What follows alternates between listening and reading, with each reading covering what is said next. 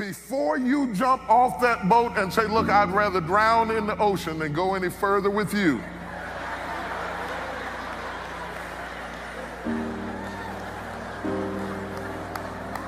Isn't that a hot metaphor? Doesn't it just fit so good? I said, hey, it's such a good. Look, I'm going to give you 5 ways to get a grip on your marriage, and it may be the hand that catches you even when you're drowning right now. If you're drowning right now and you're going down for the count, the first thing I'd do is give you a hand, and the hand would have 5 points, and I'm going to give you 5 points to catch a drowning marriage. Next week. I'm teasing.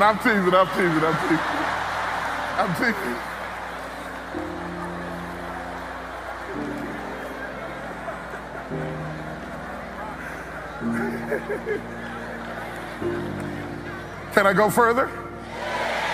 You think we got time to go a little bit further? If we save one marriage, it'd be worth it all, wouldn't it? Yeah. Save one kid from going to another level of dysfunction.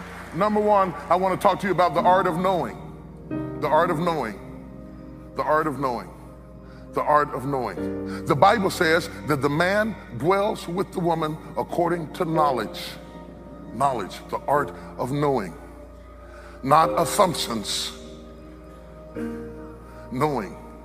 In order to know who you're married to, there has to be an ongoing interchange between you, and they have to be important enough for you to watch them.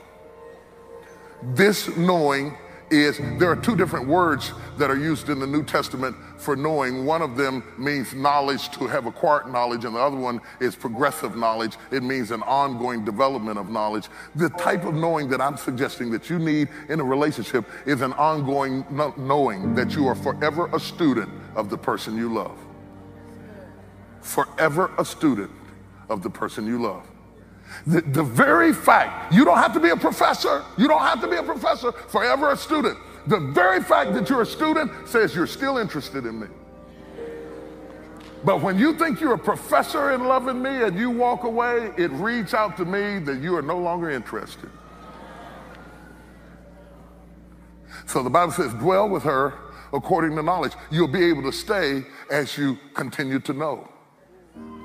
Okay? Now, for the person who needs to be studied and needs to be watched, which is all of us at different times, it kind of helps if you make yourself a little interesting. How many of you have ever studied paint drying on the wall?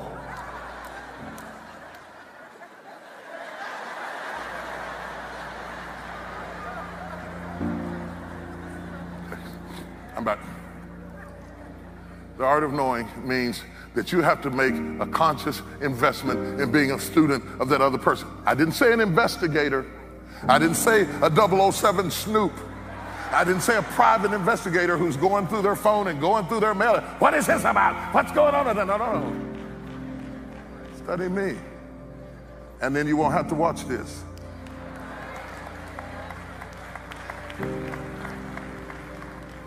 The art of knowing.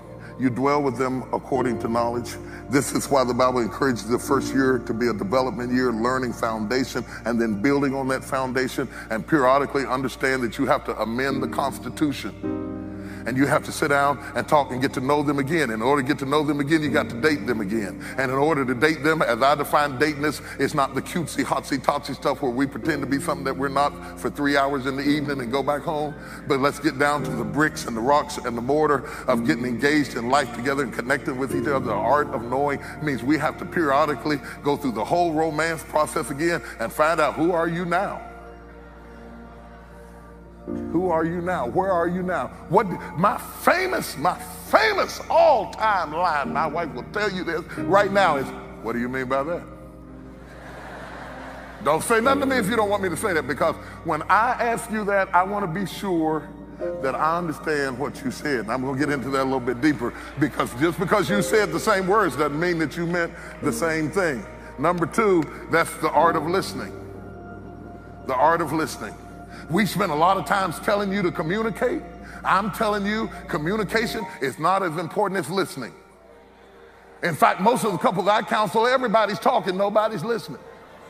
In fact, you can bring them in your office and set them down, and she's talking. She comes in and she goes to talk. The reason I call this meeting, generally the woman has the most nerves, she brings it up first. The reason we call this meeting with you, Pastor, is because I just didn't know what else to do. I'm just sick of him. I'm sick. And he's curled over and he didn't want to come no way, okay? And so then when you finally get him to talk, generally, and he starts talking, well, I wouldn't be like that if she went and all the while she talks, well, and after a while, once you get them going real good, they're just waiting on each other to take a breath so they can get the next punch in. And pretty soon in your office, you're seeing a reenactment of what goes on in the house every day. Everybody's talking and nobody's. I pray God would anoint your ears to hear, not your outer ear, your inner ear, and that your inner ear would have the humility to say, what do you mean by that? Not to assume that what you heard is what she said. In fact, I've gotten so bad about that statement now that in a business meeting, I'll stop in the middle of a business meeting and they'll make a presentation. I'll say, wait a minute, let me tell you what I heard and you tell me if that's what you meant. Because this business about listening and get it right, it's not easy. There's an art to listening. And I bet you can go to DBU, you can go to SMU, you can go to TCU, all the alphabets you want to go to. There's not one class on listening. I bet you didn't take it in high school either. I bet you didn't take it in elementary school, and yet everything you learn is based on your ability to listen. Are you listening at what I say? Are you listening at my nonverbal communication? Because many men communicate nonverbally. Some women also communicate nonverbally. So when I'm talking about listening, this is not just a word game. It's also learning my method of communication so we can row together in this boat effectively. You've got to develop the art of listening. And you can catch a falling marriage if you can listen. Because generally, people leave each other for simple stuff. Simple stuff. They generally leave each other for stuff the other person could have provided. It's not the great big stuff, the calculus of marriage. It's the little simple things that either make it or break it. The difference between happiness and hell is little things. A family that's going through hell could be a happy place. They're miserable over little things. What are the little things that you are getting wrong, and are you willing to change them? You might not fix all of them, just fix enough of them that you can get Fred on the boat and y'all can get back together again, and he can do some fixing and you can do some fixing, because it's not going to be one-sided fixing. I can hear somebody right now, they're saying, yes, get them, Jakes, get them. Oh, that's right. They're going to be in the car saying, that's right. If you just listen to me, that's right. Shut up! I'm not just talking to her. I'm talking to you. Just because somebody talks soft doesn't mean they're not serious.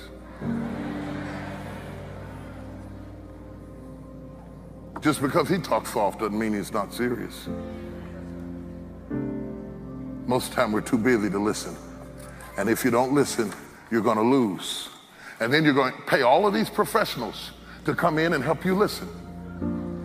You're going to pay a counselor so much money an hour to tell you what she said. And you're going to sit there with the wife that you've been with for years, and somebody who just met them is going to say, what she's saying is...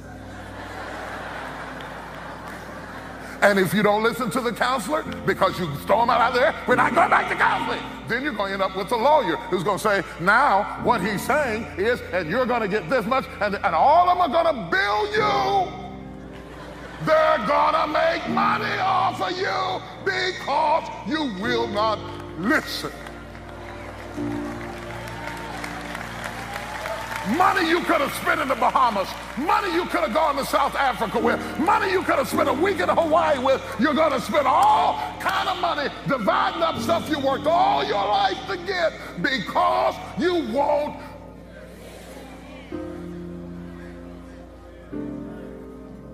Number 3, the art of waiting. The art of waiting. Everybody wants everything now. They won't wait. The art of waiting. You're not going to bond together the first 6 months. You're not going to get the cleaving right even the first year. It takes some time for you to leave the historicity of your mother and father and cleave and become one flesh.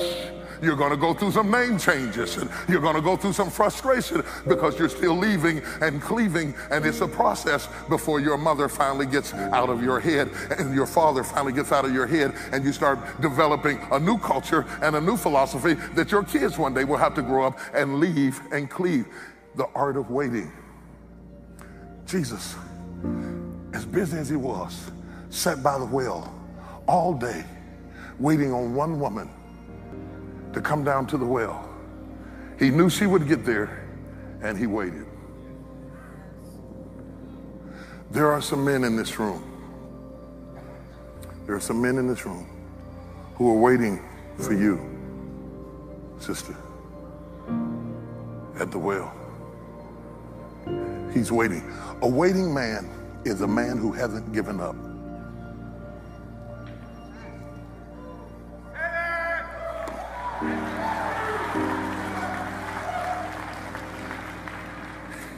When a man waits, it just means that he hasn't given up.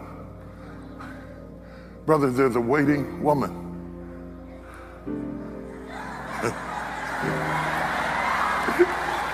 She said, here she is. Oh, I could really go there with that. I will stay right here. Woo. There's so much to be said. There's a waiting woman waiting on you to grow up.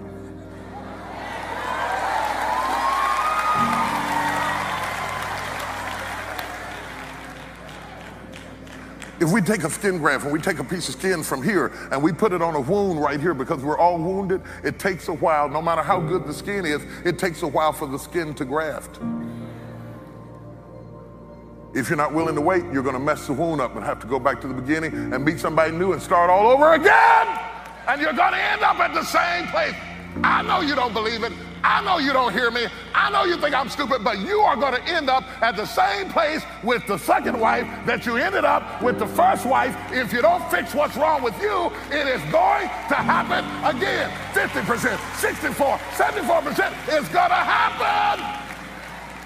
We happy now. You and her were happy at first. You're always happy at first. Why you think you get married?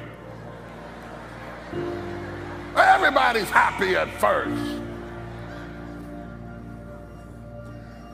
If your husband is waiting on you, if he's waiting on you, if he's fighting off the others, I feel you, man. I feel you. I got your back, dog. I'm coming with it. I'm coming. Hold on, I'm coming. If he's fighting off women who want to do what you won't do, and that's more than sex. That can be kindness, that can be time, it can be sex too. How about that? Somebody say sex, it can be sex. He's waiting on you. Are you making him wait longer than necessary because you're distracted into your own things? And eventually what happens to men, I know men, I've been a man all my life. Eventually, he gives up on waiting. And then you call him a dog. But all of them were not dogs at first. They just got tired. Oh, wait, it's one thing to wait on somebody who's getting ready. You know how you be waiting on your wife and she's getting ready? And my wife will say in a minute for a half hour. But I can deal with that as long as I see it coming.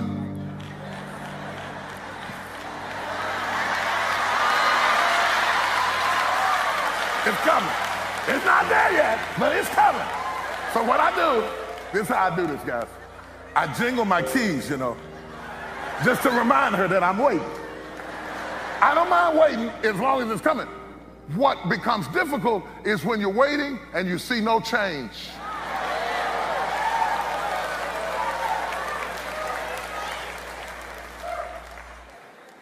Because if I see you hurrying, at least I know that you're conscious that you're making me wait is putting me in a strain, and the consciousness of it is encouraging. But when you act oblivious to it, like sometimes I see people in the second service who just got out the car at 11:15 and they're walking across the street like this. I think, baby, why? Pick up the pace.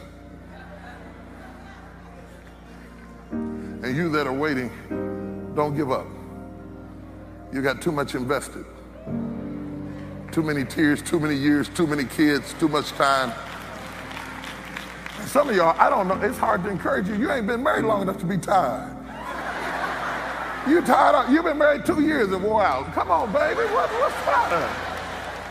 These folks now, you know, the art of waiting.